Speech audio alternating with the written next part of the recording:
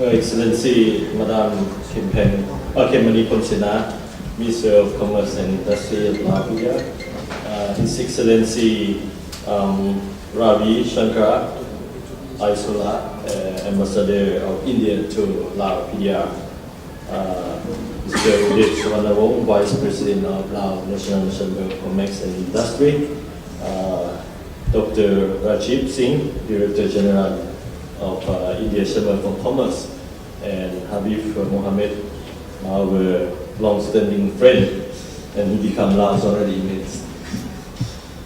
Distinguished guests, ladies and gentlemen, I am very great and very have honors to be invited to this event on behalf of Ministry of Planning and Investment. This is a very important event indeed. The Indian Invest Trade 2016 in Latvia, aiming to discuss the opportunities for investment and trade among the business of the two nations. I am very great to see that the cooperation between the Lao National Chamber of Commerce and Industry and Indian Chamber of Commerce are increasing day by day. You have very long-standing partnership among yourself, and every year you organize this kind of the meeting to encouraging the potential investor from India to Laos. And of course, it's what very successful result in this matter. Has assistance from the Indian government increasing day by day in terms of the official development assistance, and the private sector policy in terms of the encouraging foreign direct investment to our country. Ladies and gentlemen, I have very limited time, but information on the social economic development in our country. As you know, in the past 5 years, we have achieved very good economic growth. We stand on the 7.9 to 8% average in annual growth, GDP growth, which is the GDP per capita is about $1,970 per head. This is quite high now from the lower income country to the lower middle income country. And Laos also, we reduce the poverty rate in our country to nearly 2,000. The rate of the poverty is still selected as a pilot country who are leaders as present in the National Assembly of the UN last year.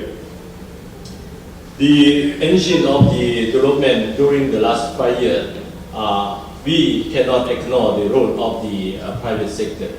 When I'm talking about the private sector, I mean the domestic and foreign investors who are nicely cooperate together. And for the next 5 years, recently we finished the Party Congress, and the Party Congress had adopted the vision, strategy, and the midterm development of the economic social economic development. 2030 is that Laos would be a middle income country by the 2030, and by the 2025 we mean nearly would be at least developed country at that time.